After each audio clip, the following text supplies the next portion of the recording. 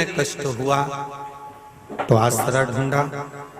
जीवन में अगर कष्ट है, संसारिक मनुष्य का जो जीवन हमको मिला है, मानव का जो शरीर मिला है, वो जीवन में अगर कष्ट है तो हम भगवान की शरणागति अवश्य ढूंढें।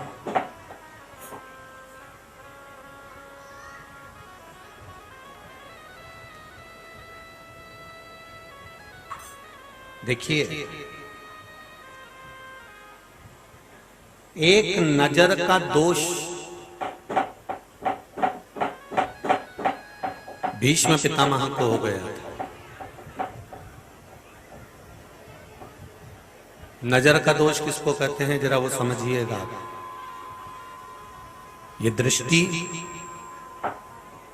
अच्छाई को देखने के लिए बहुत कम जाती है और बुराई को देखने के लिए बहुत जल्दी जाती है। आपका मोबाइल आप खोलिए और मोबाइल में फेसबुक या यूट्यूब या इंस्टाग्राम जो भी आप चलाते हो, गूगल आदि, वो आप देखना चालू करिए। बहुत अच्छी अच्छी बातें अगर आ रही होंगी, बहुत अच्छी चीजें लिखी आ रही होंगी, उस पर तुम्हारी दृष्टि नहीं रुकेगी। पर उसी मोबाइल पर किसी की निंदा हो रही होगी, बुराई हो रही होगी, किसी के लिए अपशब्द बोला जा रहा होगा, किसी के लिए आड़ा टेढ़ा बोला जा रहा होगा, तुम्हारी दृष्टि वहीं थम जाएगी कि देखूं तो सही कि किसकी खिल्ली उड़ रही है, किस पर अपशब्द कहा जा रहा है, किस पर ताने दिए जा रहे हैं, किसको आड़ा टेढ़ा बोला जा रहा है।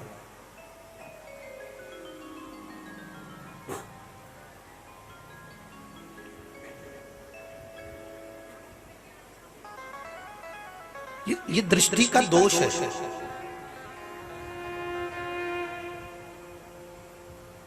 हम पूरे मोबाइल में, पूरे व्हाट्सएप पर, पूरे फेसबुक पर, पूरी यूट्यूब पर, पूरी लिंकों में हम अच्छा आ रहा था, उसको ढूंढ नहीं पाए। श्रेष्ठ मिल रहा था, हम उसको ढूंढ नहीं पाए। अच्छा मिल रहा था, हम उसको देख नहीं पाए। और हमारी दृष्टि में बस किसी की निंदा सामने आ गई, किसी की बुराई सम्मुख में आ गई। जैसे किसी के लिए अपशब्द लिखना किसी ने चालू करा और हमने उसकी बुराइयों को पढ़ना चालू करा, नीचे के कमेंट्स पढ़ना चालू करे, थोड़ा उसमें अपन भी, क्यों? अभी तक तुम बुरा नहीं करना चाहते थे, अभी तक तुम्हारी चित्त में बुराई नहीं भरी थी, पर एक बुरा कमेंट्स पढ़कर, एक बुरा विचार पढ़कर तुम्हारी दृष्टि में भी बुराई उत्पन्न हो गई और तुमने भी उसको बुरा लिखना प्रारंभ कर दिया। कारण क्योंकि यह दृष्टि का दोष हो गया। ये दृष्टि का दोष है।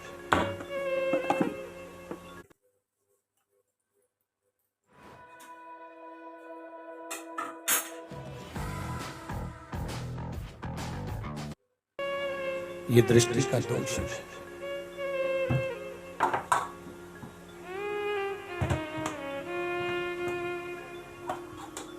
इसका क्या भुगतान भोगना पड़ता है मालूम है आपको? अगर दृष्टि से हमने गलत देखा है, हमने अपनी नेत्रों से अगर गलत होते हुए देखा है, तो उसका भोग क्या है? भीष्म पितामह सभा में बैठे हुए थे, द्रौपदी का चीर खींचा जा रहा था।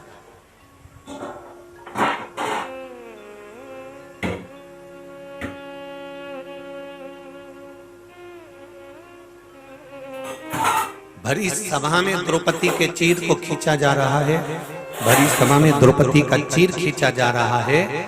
और जो घर का बुजुर्ग, घर का बड़ा, घर का बयो, घर का वृद्ध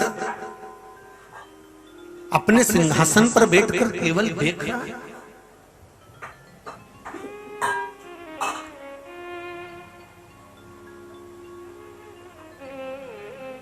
कितना भोगना पड़ा भीष्म पितामह को। भगवान कृष्ण की शरणागति में पड़कर भीष्म पितामह के नैनों में जल था और बाणों की सैया पर भीष्म पितामह पड़े हुए थे।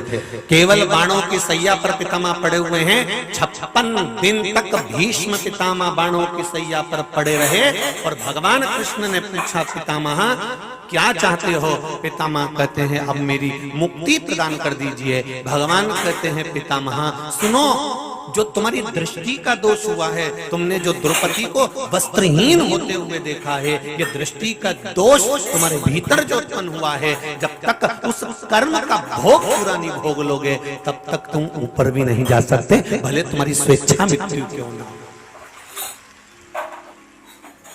भले तुम्हारी स्वेच्छा मृत्यु क्यों ना हो, भले तुम्हारी मौत तुम्हारे हाथ में क्यों ना हो, भले तुम्हारी मृत्यु तुम्हारे हाथ में क्यों ना हो, पर जब तक तुम कर्म का भोग नहीं भोग लेते तब तक तुम नहीं जा सकते।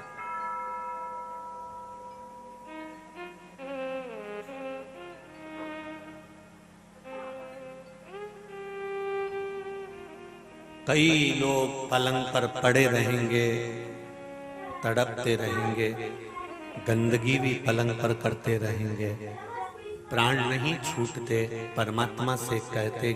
गीता भी सुना था,